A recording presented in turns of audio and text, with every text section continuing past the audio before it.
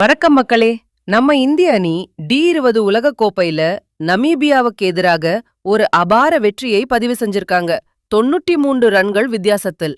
முதலில் பேட்டிங் செஞ்ச நம்ம பசங்க 209 ரன்கள் குவிச்சாங்க. விக்கெட் கீப்பர் இஷான் கிஷன் வெறும் 20 பால் அரை சதம் அடிச்சு உலக கோப்பையில ஒரு புது சாதனையையே படைச்சிருக்கார். சஞ்சு சாம்சன் 3 சிக்ஸர் அடிச்சு தெறிக்க விட்டு, ஹர்திக் பாண்டியா 52 ரன்கள் எடுத்துவிட்டு 2 விக்கெட்டும் தூக்கி ஆட்டநாயகன் விருதை எடுத்து போயிட்டார்.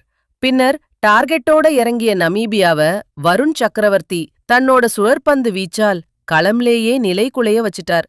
இப்போ குரூப் ஏவில் இந்தியா 2-2 ஜெயிச்சு முதலிடத்துல இருக்கிறது.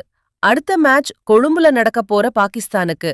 அப்ப அதுக்காக நமக்கு அனைவரும் காத்திருக்க வேண்டும். முக்கிய டேகவே, கிஷன் பாண்டியாவோட ஃபார்ம் இப்போ உச்சகட்டத்துல இருக்குது. இது பாகிஸ்தான் மேட்ச்ல நமக்கு பெரிய பலமாக இருக்கும். வீடியோ பிடிச்சிருந்தா லைக் பண்ணுங்க. உங்க ஃப்ரெண்ட்ஸ் ஃபேமிலிக்கு ஷேர் பண்ணுங்க.